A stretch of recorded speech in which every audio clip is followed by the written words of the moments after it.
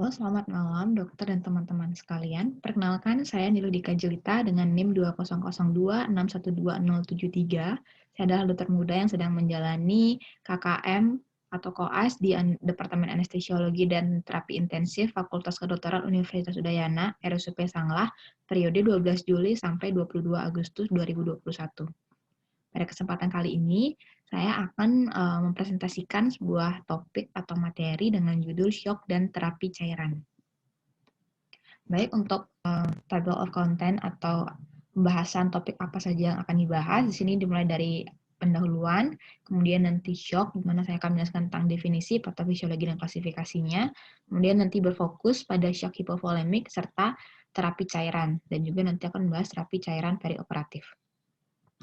Baik, kita mulai dengan yang pertama, pendahuluan. Jadi, kita sebelum masuk ke shock, kita perlu tahu dulu bagaimana komposisi cairan tubuh kita. Jadi, untuk tubuh manusia, pada wanita dan pada pria, komposisi tubuhnya itu sedikit berbeda. Dari keseluruhan, pada wanita, komposisi tubuhnya terdiri dari 45% solid dan juga 55% fluid. Sedangkan pada pria, 40%-nya itu solid, dan 60%-nya itu adalah fluid atau cairan. Nah, dari 60% cairan ini, atau total body fluid ini, 2/3-nya atau sekitar 40%-nya itu adalah cairan yang berada di dalam sel atau disebut dengan intracellular fluid. Contohnya pada gambar ini itu adalah cairan-cairan yang berada di dalam sel-sel tubuh kita. Sedangkan 20%-nya atau 1/3-nya lagi itu adalah cairan yang berada di ekstraseluler atau ECF. Pada gambar ini itu yang berada di sekitar sel dan juga sekitar vaskular itu disebut dengan interstitial fluid, dan sedangkan yang berada di dalam vaskular atau di dalam pembuluh darah itu adalah plasma. Nah, untuk cairan yang berada di dalam plasma ini yang terdiri dari darah, itu kita ada sesuatu perhitungan disebut dengan estimated blood volume, yang dimana blood volume di sini mengacu pada total jumlah cairan yang bersirkulasi di dalam arteri, vena, kapiler, dan juga bilik jantung setiap saatnya. Nah, apa saja yang termasuk dalam blood volume itu mengacu pada meliputi eritrosit, leukosit, trombosit, dan juga plasma itu sendiri, yang mana plasma adalah bagian dari body fluid kita. Nah, untuk menghitung estimated blood volume-nya itu di sini berdasarkan dari rentangan usia ataupun jenis kelamin. Pada laki-laki dewasa itu sekitar 75 mili per kilogram berat badan, pada wanita 65 mili per kilo, pada infant itu 80 mili, pada neonatus 85 mili, sedangkan pada prematur 90 sampai 96 mili per kilo. Nah, ini bagan cara ringkas. Tadi cairan tubuh manusia itu sekitar 60%-nya air pada pria, di mana 2/3 atau 40% dari total body water itu adalah cairan yang berada di intraseluler, dan 20%-nya lagi atau sepertiganya adalah ekstraseluler. Nah, ekstraseluler ini sendiri dibagi lagi. Pada gambar yang sebelumnya hanya dicantumkan yang interstisial dan juga plasma. Tapi ada satu bagian lagi, yaitu cairan transseluler, di mana untuk interstisial itu adalah sekitar 15%, ini kan 20%. Jadi sekitar 15%-nya itu cairan yang interstisial atau berada di sekitar sel dan juga di luar vaskuler. Kemudian 5%-nya itu adalah cairan yang berada di pembuluh darah, yaitu plasma. Dan sekitar 1-3%-nya adalah yang transseluler. Cairan transseluler ini contohnya cerebrospinal fluid, kemudian cairan persendian atau synovial fluid, cairan pada peritoneum, dan juga cairan yang di luar dari interstisial dan juga plasma ini. Nah, selain dari komposisi cairan itu, dalam cairan tubuh kita juga memiliki elektrolit. Nah, komposisi elektrolitnya itu pada intraseluler dan ekstraseluler sedikit berbeda. Pada intraseluler umumnya didominasi oleh elektrolit kalium, fosfat, magnesium, sulfat, natrium, klorida, dan juga kalsium. Sedangkan pada ekstraseluler itu didominasi oleh elektrolit natrium dan juga klorida. Nah, untuk menjaga agar fungsi tubuh kita tetap berjalan dengan baik, maka perlu adanya keseimbangan cairan tubuh, yang mana itu nanti juga berkaitan dengan keseimbangan elektrolit. Nah, keseimbangan tersebut tentunya berkaitan dengan fluid intake dan juga output. Jadi, berapa banyak cairan yang kita konsumsi, serta berapa banyak yang kita keluarkan. Apabila salah satunya mengalami gangguan, maka akan menyebabkan ketidakseimbangan, di mana fluid intake kita sendiri itu berasal dari apa yang kita konsumsi atau ingested dan juga berasal dari hasil metabolisme. Untuk yang outputnya fluid output itu sendiri atau water loss, kita dapat kehilangan cairan melalui dari insensible water loss. Itu contohnya misalnya dari pernapasan, yaitu saat kita eksalasi mengeluarkan CO2 dan juga H2O. Kemudian dari kulit itu contohnya keringat dan juga keluarnya cairan dari urin serta feses. Nah, apabila salah satunya mengalami gangguan, misalnya fluid intake-nya berkurang ataupun water loss-nya berlebihan, maka akan menyebabkan ketidakseimbangan cairan. Nah, penyebab dari gangguan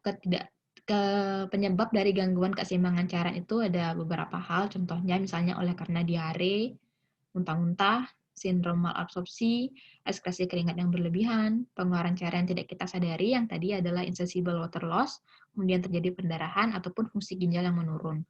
Nah, kegangguan keseimbangan cairan ini kita perlu melakukan intervensi. Intervensinya itu adalah terapi cairan untuk mengganti volume cairan tubuh yang hilang.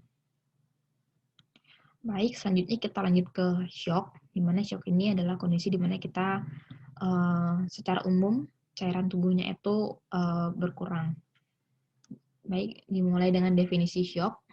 Shock adalah suatu sindrom klinis yang terjadi akibat ketidakseimbangan antara oksigen demand dan juga oksigen supply, yang mana kemudian menyebabkan terjadinya kondisi kegagalan sirkulasi dan penurunan perfusi organ. Jadi ini berhubungan dengan kurangnya cairan tubuh, karena untuk oksigen supply juga membutuhkan cairan yang cukup agar bisa sampai ke berbagai jaringan dan juga berbagai organ. Nah, akibat dari penurunan fungsi organ ini menyebabkan oksigenasi tidak adekuat dan jaringan-jaringan itu akan berujung pada disfungsi organ-organ. Untuk patofisiologi shock secara umum, di mana tadi yang berdasarkan dari definisi, di mana terjadi perfusi jaringan yang menurun, sehingga suplai oksigen ke dalam sel-sel jaringan itu juga ikut menurun, menyebabkan terjadi shift dari metabolisme aerob menjadi metabolisme anaerob oleh karena kurangnya oksigen. Nah, metabolisme anaerob ini akan menyebabkan dua hal. Yang pertama, ATP menjadi menurun, dan yang kedua, produksi laktatnya meningkat. Nah, apabila produksi laktat meningkat, maka itu akan menginisiasi terjadinya asidosis metabolik. Sedangkan apabila ATP-nya turun, itu akan berpengaruh kepada penurunan fungsi dari Na plus K plus pump, sehingga menyebabkan elektrolit Na yang awalnya berada di ekstraseluler itu nanti akan pindah ke intraseluler ataupun mengalami gangguan sehingga menyebabkan Na itu tinggi pada intraseluler dan juga diikuti dengan air karena air selalu mengikuti ion natrium. Nah, peningkatan air dalam sel ini akan menyebabkan terjadinya edema seluler. Jadi selnya mengalami edema dan membengkak.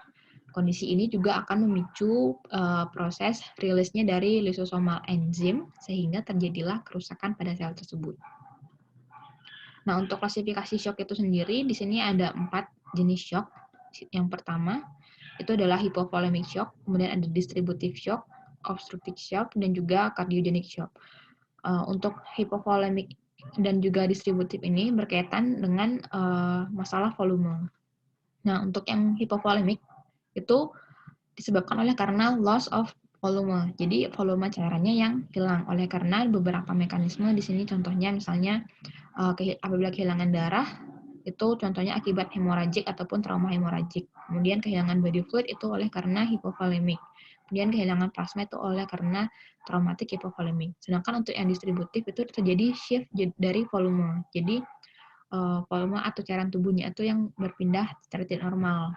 Nah, contohnya itu apabila masalahnya akibat permeability itu bisa menyebabkan akibat dari septic shock, kemudian tone regulation itu contohnya anafilaksik dan juga neurogenik. Sedangkan untuk yang obstructive shock itu berkaitan dengan output, ada yang ekstrakardiak. Untuk yang obstruktif itu adalah yang ekstrakardiak. Di sini mekanismenya oleh karena lesser circulation, kemudian ada greater circulation dan juga various location. Nah, untuk yang kardiak itu sendiri, untuk yang cardiogenic shock itu masalah output dari kardiaknya. Nah, contohnya itu bila masalah pada miokardium, maka dia menyebabkan myocardial pump failure. Kemudian pada cardiac conduction system, itu contohnya dapat menyebabkan bradikadi atau takiaritmia, sehingga mekanisme pompanya juga tidak normal. Kemudian untuk masalah pada katup jantung itu contohnya acute insufficiency dan juga decompensated stenosis. Nah, untuk tanda-tanda shock secara umum, diantaranya di sini ada 4. Yang pertama, tekanan darah sistoliknya kurang dari 90 mm raksa, atau MAP atau mean arterial pressure-nya itu kurang dari 70 mm disertai dengan takikardi. Nah, untuk menghitung MAP ini sendiri, rumusnya itu adalah tekanan darah sistoliknya ditambah dengan 2 kali tekanan darah diastolik dibagi 3.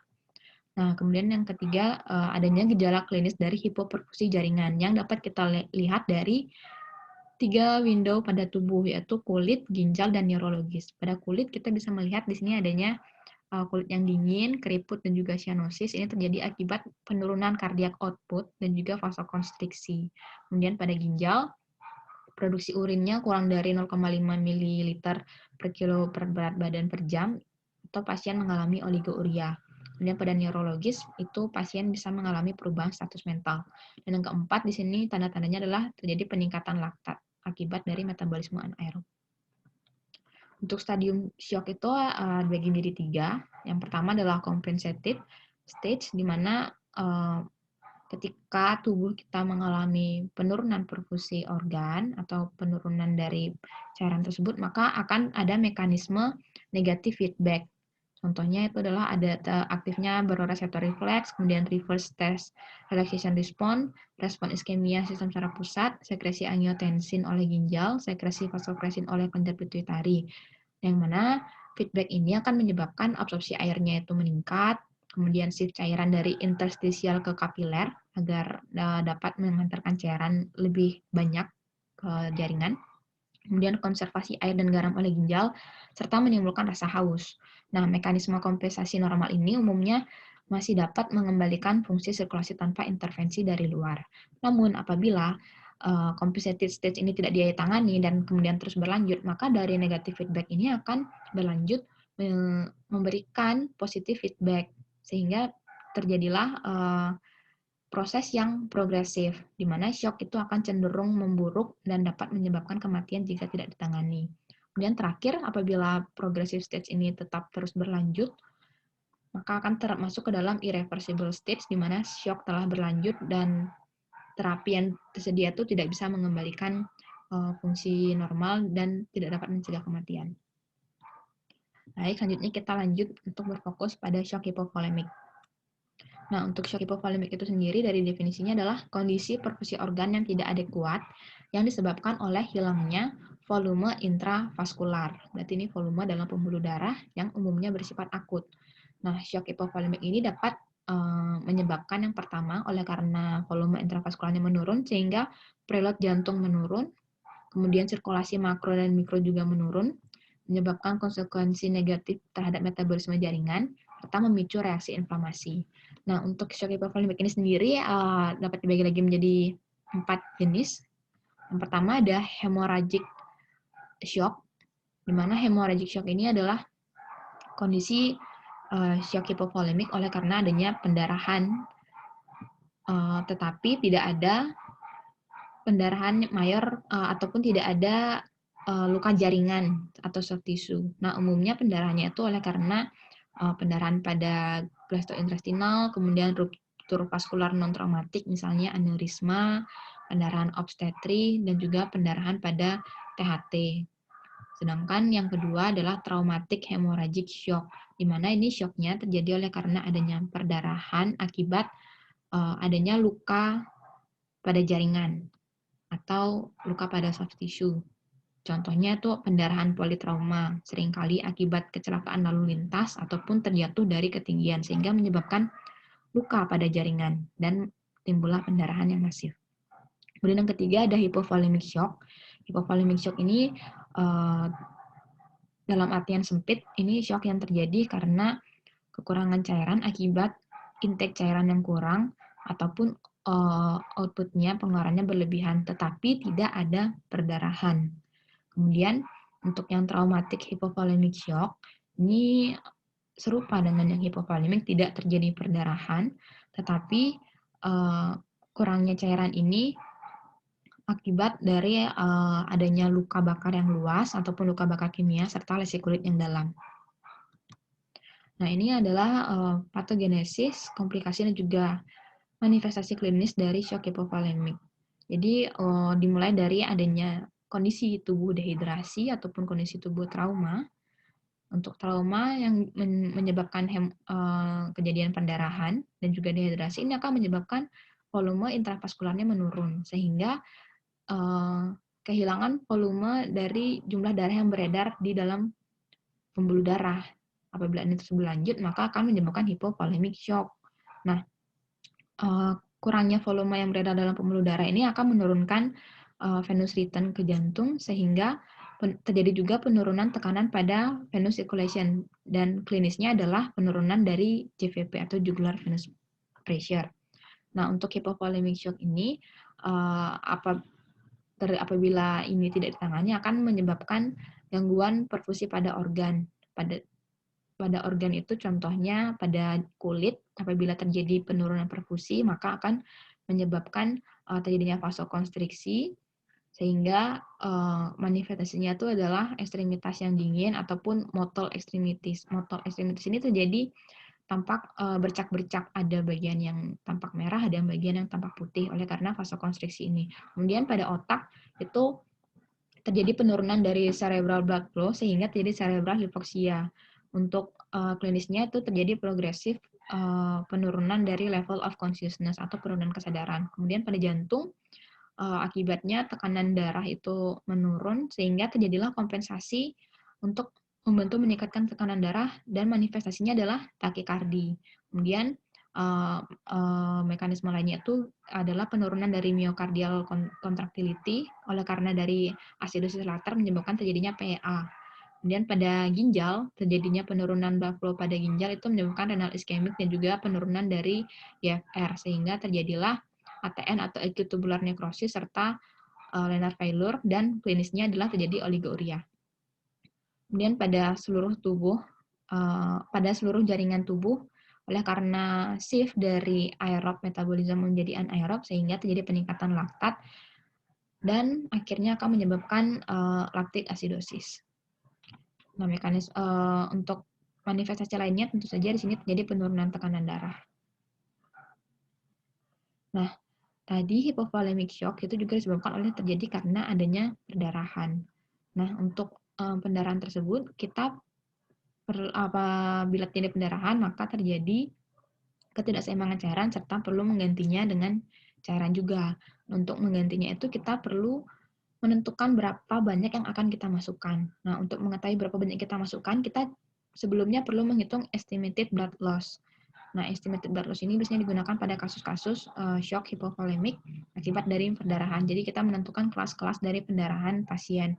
Nah, kelas-kelas ini ditentukan dari klinis yang ditemukan pada pasien. Misalnya dari frekuensi nadi, kemudian tekanan darahnya, frekuensi nafas, capillary refill time, kemudian dilihat dari ekstremitasnya, produksi urin, serta status mentalnya. Setelah kita menyesuaikannya dengan komponen-komponen ini, kemudian kita menentukan kelas dari pendarahannya, maka kita bisa menentukan berapa banyak cairan yang hilang, dan kita perlu menggantikan cairan tersebut.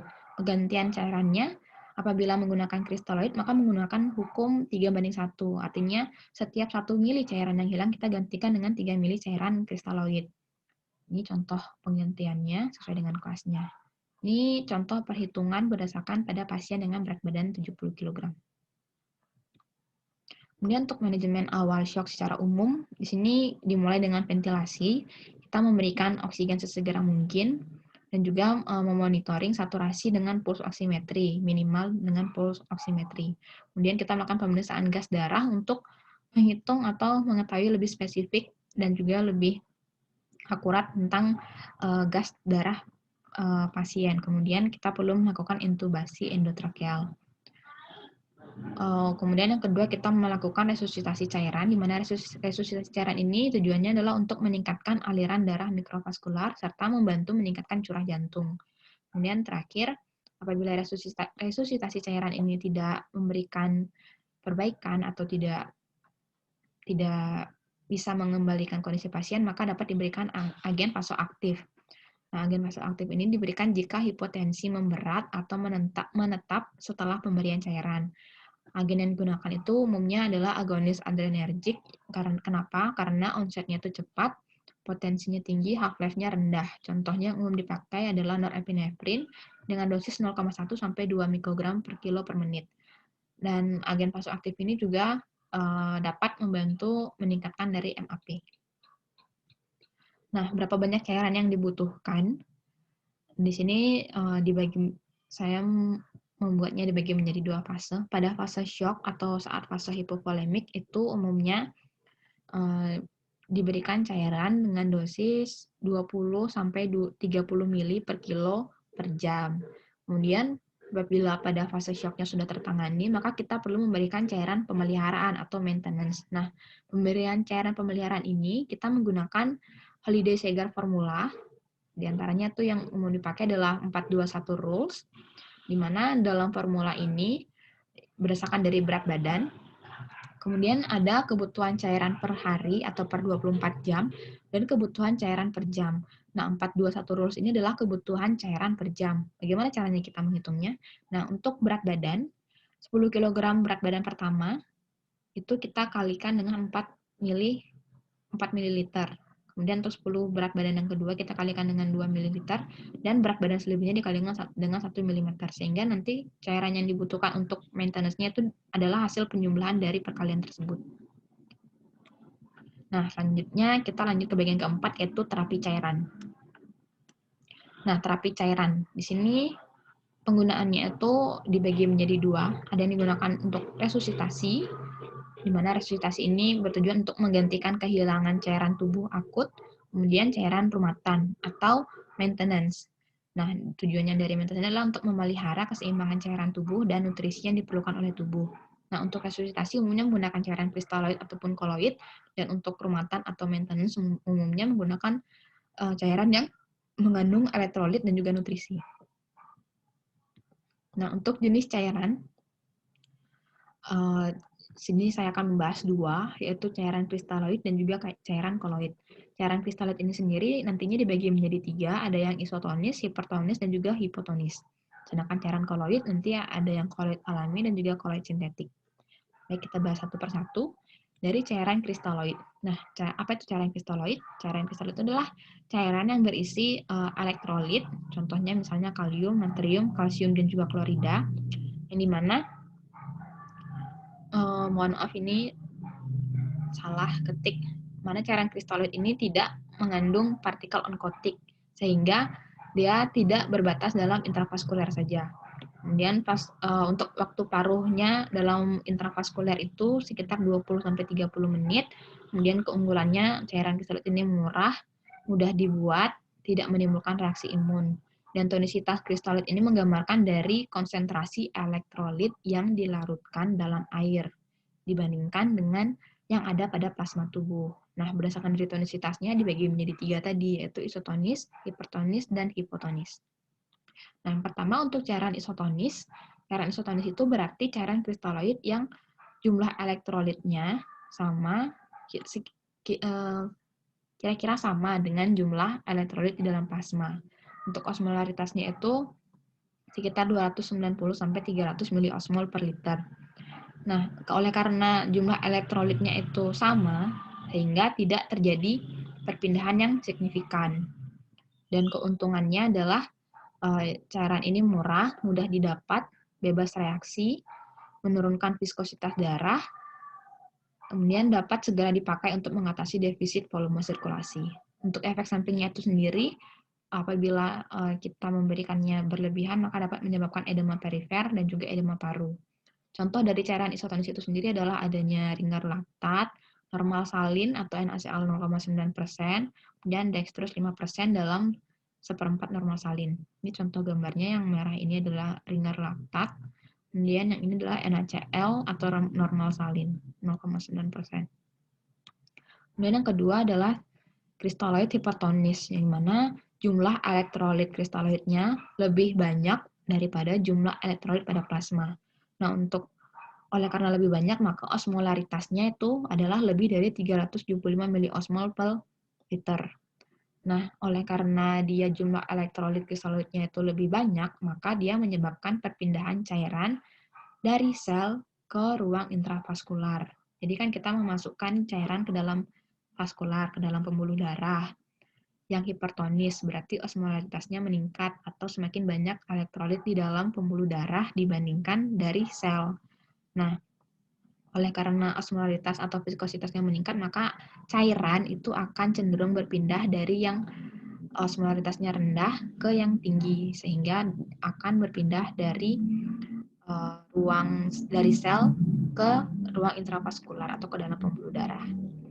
Keuntungannya ini adalah karena dia menarik cairan, maka dia dapat meningkatkan cardiac output serta efek inotropik positif pada miokard. Untuk efek sampingnya, karena dia jumlah elektrolitnya lebih banyak, umumnya sering terjadi hipernatremi dan juga hiperkloremia. Perlu diingat bahwa apabila terjadi kondisi hiperkloremia, ini juga dapat berperan dalam laktik asidosis. Untuk contohnya dari cairan hipertonis ini adalah dextrose 50%, NaCl 3%, NaCl 5%, atau dextrose 10% in water, atau bisa disebut dengan D10W, dan juga glukos 10%. Ini adalah contoh NaCl 3%, dan ini adalah contoh dari glukosa 10%. Dan yang ketiga adalah cairan hipotonis, di mana cairan ini adalah yang jumlah elektrolitnya itu lebih kecil atau kurang daripada jumlah elektrolit di plasma. Untuk osmolaritasnya itu kurang dari 250 miliosmol per liter. Nah, oleh karena dia hipotonis, maka pemberian cairan ini akan menyebabkan perpindahan cairan dari ruang intravaskuler ke sel. Contohnya itu adalah Aquades, dextrose 5% dalam air, atau setengah dari normal salin. Setengah dari normal salin itu berarti NaCl 0,45%. Dan ini contoh dextrose 5% yang dalam air. Nah, ini adalah sedikit ilustrasi dari sifat-sifat cairan yang isotonis, hipotonis, dan juga hipertonis. Nah, apabila cairannya itu isotonis, yang tadi jumlah elektrolitnya itu sama antara cairan tersebut dengan dalam sel, ini contohnya dalam sel darah merah, maka proses pertukaran cairannya itu seimbang. Jadi tidak ada yang menarik cairan. Sedangkan pada hipotonis solution, yang jumlah kristaloid di luarnya itu lebih sedikit daripada di dalam sel, maka cairannya itu akan masuk ke dalam sel darah merah, sehingga menyebabkan pembengkakan dari sel darah merah dan bahkan bisa menyebabkan ruptur dari sel tersebut. Kemudian untuk yang hipertonik, jumlah elektrolitnya yang di luar sel itu lebih banyak daripada yang di dalam, sehingga yang arah airnya itu dari dalam sel ke luar sel. Hal ini menyebabkan sel menjadi mengkerut atau biasanya disebut dengan krenasi. Nah, kemudian kita lanjut yang kedua, itu cairan koloid. Cairan koloid ini adalah cairan yang mengandung zat yang mempunyai berat molekul tinggi dengan aktivitas osmotik yang menyebabkan cairan ini cenderung bertahan agak lama dalam ruangan intravaskuler. Nah, koloid digunakan untuk resusitasi cairan pada pasien dengan indikasi yang pertama, defisit cairan berat sebelum diberikan transfusi darah, misalnya pada shock hipovolemik ataupun shock hemoragik. Kemudian yang kedua, pada penderita hipoalbuminemia berat dan kehilangan protein dalam jumlah besar, misalnya oleh karena luka bakar. Nah, keunggulan dari cairan koloid ini adalah umumnya dia bersifat sebagai plasma expander, di mana artinya larutan steril untuk menggantikan plasma darah yang hilang. Kemudian kerugiannya adalah, atau kekurangannya, cairan koloid ini umumnya harganya mahal dan dapat menimbulkan reaksi anafilaktik serta gangguan cross-match. Nah, tadi pembagiannya ada dua, ada koloid alami dan koloid sintetik. Untuk koloid alami, itu contohnya adalah fraksi protein plasma 5% dan albumin manusia, yang sediaannya yang 5% dan ada yang 25%. Nah, untuk yang fraksi protein plasma ini umumnya juga mengandung albumin, 83% mengandung albumin, serta alfa globulin dan juga beta globulin. Ini adalah contoh dari albumin 5% dan ini albumin 25%. Kemudian untuk koloid sintetik, di sini saya akan memberikan 3 contoh. Pertama ada dextran, di mana dextran ini adalah cairan yang berasal dari molekul primer glukosa dengan jumlah besar. Biasanya durasi dari dextran ini akan berada lebih lama di intravaskuler daripada cairan kristaloid. Efek sampingnya adalah dapat menyebabkan gagal ginjal sekunder oleh karena pengendapan di tubulus ginjal, kemudian bisa menyebabkan gangguan fungsi platelet, bisa menyebabkan koagulopati, serta gangguan cross-match darah. Nah, sediaannya ada yang dextran 40 atau nama lainnya adalah Reomacrodex, di mana berat molekulnya sekitar 40.000, dan juga dextran 70 atau Macrodex, ini berat molekulnya sekitar 60.000 sampai 70.000. Inilah contoh dari dextran 40 atau Reomacrodex. Kemudian yang contoh yang kedua ada hydroxyethyl stretch atau hetat stretch atau biasanya disingkat dengan HES, di mana ini adalah koloid sintetik yang berbahan dasar dari pati yang terproteksi dari hidrolisis oleh amilase non spesifik pada darah. Nah, durasinya ini berada di intravaskular lebih lama daripada dextran. Kemudian HES ini cenderung terakumulasi di jaringan retikuloendotelial, misalnya contohnya pada kulit, liver, dan juga ginjal. Nah, untuk dosis maksimal yang direkomendasikan untuk mencegah terjadinya akumulasi pada jaringan ini adalah 33-50 ml per kilo berat badan. Nah, untuk sediaannya sendiri, HES itu adalah sediaannya umumnya tersedia HES 6% dalam cairan kristaloid pembawa. Ini berat molekulnya cenderung lebih rendah daripada dextran tadi, yaitu sekitar 130 kDa. Ini adalah contoh dari HES sediaan 6% yang berada dalam cairan kristaloid NaCl 0,9%. Kemudian yang ketiga adalah gelatin, mana ini terbuat dari gelatin, biasanya berasal dari kolagen bovin. Berat molekulnya relatif rendah, yaitu sekitar 30,35 kDa, dengan efek ekspansi plasmanya bertahan selama 1-2 jam. Tidak ada batasan dosis maksimumnya, dapat memberikan, tapi kekurangannya ini dapat memberikan reaksi hipersensitivitas lebih sering daripada HES, jadi bisa saja terjadi reaksi anafilaktik juga. Kemudian kebanyakan gelatin diekskresikan melalui ginjal dan tidak ada akumulasi jaringan. Ini contohnya biasanya nama lainnya adalah gelofusin dalam 500 ml. Nah, ini secara singkat perbandingan antara kristaloid dan juga koloid. Dari sifatnya, dari berat molekul, yang kristaloid berat molekulnya jelas lebih kecil, sedangkan yang koloid lebih besar. Dari distribusinya, yang kristaloid karena dia lebih kecil berat molekulnya sehingga dia terdistribusi dengan cepat, sekitar 20-30 menit. Sedangkan yang koloid dia distribusinya lebih lama, tetapi dia juga bertahan lebih lama di dalam sirkulasi, sekitar 3-6 jam. Untuk pola hemostasis pada kristaloid umumnya tidak ada pengaruh, sedangkan kalau pada koloid itu dapat memberikan pengaruh. Kemudian untuk penggunaannya, kristaloid biasanya diberikan pada kondisi yang dehidrasi, sedangkan koloid biasanya diberikan pada kondisi pendarahan yang masif. Untuk koreksi pendarahan, apabila kita akan mengoreksi pendarahan menggunakan kristaloid, umumnya kita memberikan 2-3 kali dari jumlah pendarahannya. Seperti tadi yang pada slide estimated blood volume itu ada rule 3:1, berarti kita memberikan 3 mili kristaloid setiap 1 mili pendarahan.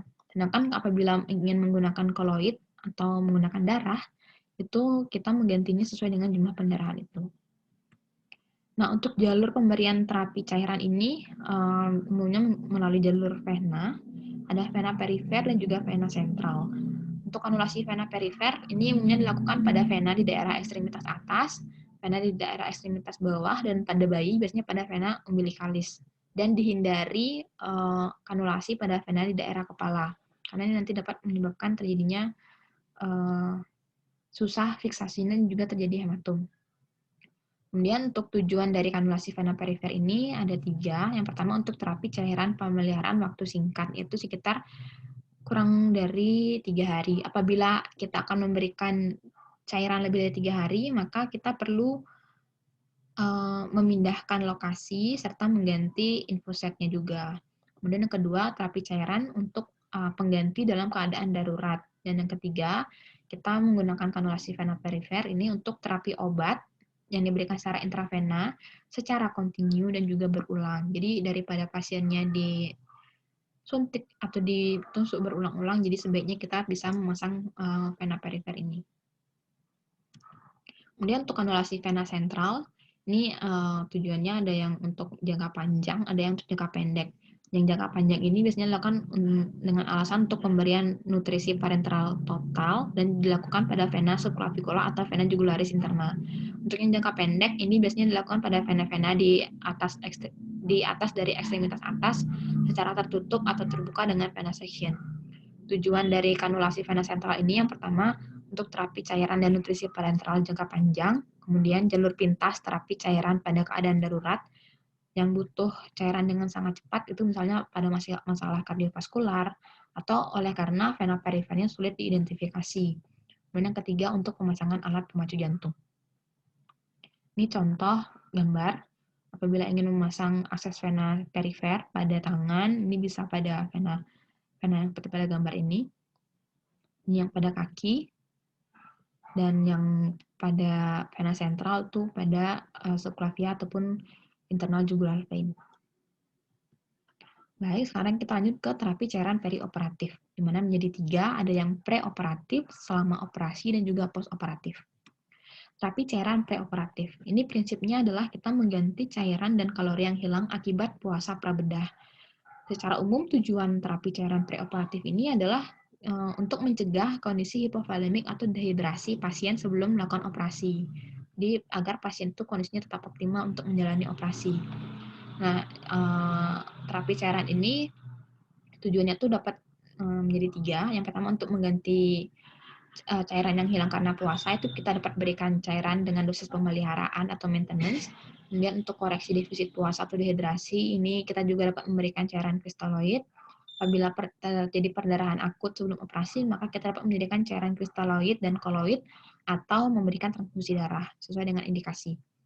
Nah, untuk cairan pemeliharaannya, sama seperti yang sebelumnya, kita menggunakan Holiday Segar formula, yaitu 421 rules, di mana kita memberikan cairan per jamnya dengan dosis per jam. Jadi contoh, misalnya pasien dengan berat badan 70 kg. Jadi 10 kg pertamanya kita kalikan dengan 4 mili, kemudian dijumlahkan dengan 10 kilo yang kedua dikalikan dengan 2 mili, ditambah dengan 50 kg, karena kan berat badan totalnya 70 kg. Jadi sisanya adalah 50 kg dikalikan dengan 1 mili. Dan kalau dijumlahkan hasilnya adalah kebutuhan cairan untuk pemeliharaannya adalah 110 mili per jamnya. Nah, untuk pedoman koreksi cairan, yang pertama itu kita perlu menghitung kebutuhan cairan per hari, yaitu dengan tadi kebutuhan cairan per hari ini adalah kebutuhan menggunakan rumus maintenance tadi yang Holiday Segar 421 formula. Kemudian kita perlu menghitung defisit puasanya, karena kan pada umumnya pasien sebelum operasi itu menjalani puasa. Jadi kita mengkalikan kebutuhan cairan per harinya dikali dengan berapa jam, kebutuhan cairan per jamnya dikalikan dengan berapa jam dia puasa. Nah, kemudian pemberian cairannya itu pada jam pertama, kita berikan cairan pemeliharaan per jam, yang tadi untuk pasien 70 kilo adalah 110 mili, ditambah dengan 50% dari defisitnya. Kemudian yang kedua, mohon maaf, ini Holiday Segar yang per hari, benar. Kemudian untuk yang jam kedua diberikan cairan pemeliharaan per jam ditambah dengan 25% defisit. Jam ketiga diberikan cairan pemeliharaan yang per jam tadi 110 mili ditambah dengan 25% dari defisit puasanya. Kemudian kita lanjut ke terapi cairan selama operasi. Nah, kita perlu tahu bagaimana kebutuhan cairan selama pembedahan. Jadi kebutuhan cairan selama pembedahan itu kita lihat dari yang pertama defisit cairan puasa, kemudian cairan pemeliharaan atau maintenance-nya, kemudian kita memperhitungkan penggantian akibat perdarahan. Nah, misalnya apabila pendarahan kita akan menggunakan kristaloid, maka pembandingannya 3:1. Kalau menggunakan koloid, maka pembandingannya 1:1. Untuk menjaga agar pasien itu termovolemi dan juga mencegah anemia. Nah, namun apabila sudah terjadi anemia yang berat, maka kita dapat mempertimbangkan pemberian transfusi darah. Pemberian transfusi darahnya ini tentu saja harus dengan menghitung estimated blood loss-nya. ini estimate blood loss-nya, kemudian nanti dihitung juga dengan menggunakan estimated blood volume-nya. Kemudian yang keempat, kita mempertimbangkan adanya third space loss dengan 468 rule, di mana artinya ini adalah 4 mili per kilo per jam untuk minor surgery, contohnya pada operasi hernia atau breast or rib, kemudian pada operasi payudara atau breast, kemudian 6 mili, kehilangan 6 mili per kilo per jamnya untuk moderate surgery, contohnya pada operasi ginekologi, orto, ataupun torak, kemudian kehilangan 8 mili per kilo per jam, ini untuk major prosedur, misalnya major bowel atau vaskular ataupun trauma surgery. Nah, untuk jumlah perdarahan selama operasi itu pun perlu kita hitung berdasarkan dari yang pertama, jumlah darah yang tertampung di dalam botol penampung, kemudian ditambahkan dengan berat kasa yang digunakan, di mana untuk setiap 1 gram kasa itu sama dengan 1 mili, dan ditambah dengan faktor koreksi sebesar 25% dikali dengan jumlah yang terukur dan terhitung. Jadi itulah perkiraan dari jumlah pendarahan operasi.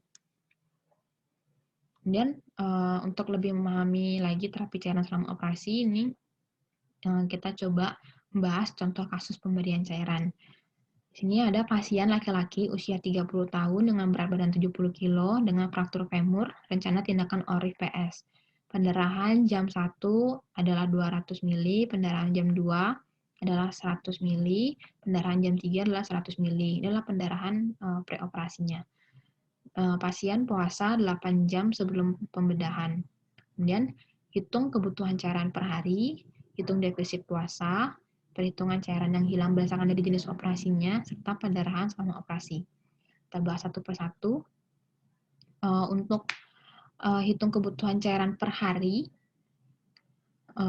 ini berdasarkan dari per jamnya, menggunakan Holiday Segar Formula atau 421 rule, karena tadi berat badannya adalah 70 kg, maka kebutuhan cairan per jamnya adalah 110 mili per jam. Nah, untuk hitung defisit puasanya, karena disebutkan bahwa pasien ini puasa selama 8 jam, artinya kita perlu menghitung berapa cairan yang hilang selama dia puasa. Maka 8 jam dikalikan dengan kebutuhan cairan per jamnya, yaitu 110 mili, sehingga didapatkan defisit puasanya adalah 880 mili. Kemudian yang ketiga, perhitungan cairan yang hilang berdasarkan dari jenis operasinya atau menggunakan third spacing tadi. Oleh karena dia akan menjalani operasi ortopedi, itu maka perkiraan cairannya yang hilang itu adalah 6 mili per kilo berat badan per jam. Maka 6 mili dikali dengan 70 kilo dan perkiraannya adalah 420 mili per jam kebutuhannya nanti. Nah, kebutuhan cairan. Maka kebutuhan cairan yang akan diberikan itu pada jam pertama, rumusnya adalah cairan pemeliharaan ditambah dengan 50% defisit puasa, ditambah dengan penggantian perdarahan, kemudian ditambah dengan third spacing. Begitupun dengan yang kedua, yaitu cairan pemeliharaan ditambah dengan 25% defisit, ditambah dengan pengganti perdarahan, ditambah dengan third spacing, dan jam ketiga juga sama dengan yang kedua.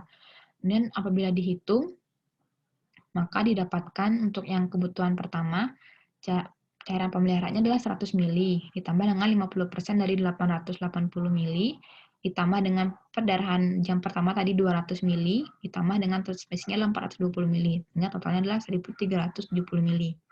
Untuk kebutuhan cairan jam kedua, pemeliharaannya adalah 110 mili, kemudian 25% dari defisit puasanya, ditambah dengan, mohon maaf, ini keliru, seharusnya pendarahan jam kedua tadi berdasarkan soal adalah 100 mili, ditambah dengan 420 mili, sehingga totalnya adalah 950 mili. Kemudian kebutuhan cairan jam ketiga, yaitu cairan pemeliharaan 110 mili, 25% dari defisit puasanya, ditambah dengan penggantian perdarahan pada jam ketiga, ini juga mohon maaf salah, ini harusnya 100 mili ditambah dengan 420 mili, sehingga totalnya adalah 950 mili. Jadi inilah jumlah total cairan yang harus kita berikan kepada pasien pada jam pertama, jam kedua, dan juga jam ketiga. Baik, untuk yang selanjutnya adalah terapi cairan postoperatif. Tujuannya pemberian cairan postoperatif ini adalah pertama untuk memenuhi kebutuhan air, elektrolit, dan juga nutrisi. Kemudian untuk mengganti kehilangan cairan pada masa postoperatif, kemudian melanjutkan penggantian defisit prabedah dan selama pembedahan, dan koreksi gangguan keseimbangan karena terapi cairan. Prinsip dari terapi cairan postoperatif ini diantaranya yang pertama, pasien yang diperbolehkan makan dan minum pasca bedah dapat diberikan cairan dengan dosis pemeliharaan. Kemudian apabila pasien puasa dan diperkirakan puasanya itu kurang dari 3 hari, maka kita dapat memberikan cairan nutrisi dasar yang mana terkandung diantaranya ada air, elektrolit, karbohidrat, dan juga asam amino esensial. Namun apabila pasien akan puasa dan diperkirakan lebih dari 3 hari, maka kita memberikan cairan nutrisi yang sama, tetapi pada hari kelima ditambahkan dengan emulsi lemak. Dan pada keadaan tertentu, misalnya pada status prabedah atau preoperatif yang buruk, maka kita dapat mempertimbangkan pemberian nutrisi parenteral total. Nah, dalam memberikan terapi cairan postoperatif ini, kita juga perlu melakukan pertimbangan dan juga menyesuaikan berdasarkan dari umur pasien, berat badan pasien, status hidrasi, dan juga urin output-nya. Kemudian kita menyesuaikan dengan seberapa banyak kehilangan darahnya, dan apakah sudah ditransfusi atau belum, serta mempertimbangkan penyakit penyerta pasien, apakah memiliki penyakit ginjal, jantung, diabetes, gangguan elektrolit, dan juga asam basa, serta mempertimbangkan insensible loss dan juga hiperventilasi serta demam. Baik, ini adalah referensi yang saya gunakan untuk membuat presentasi ini. Baik, sekian presentasi yang dapat saya berikan. Semoga dapat membantu teman-teman sekalian. Terima kasih.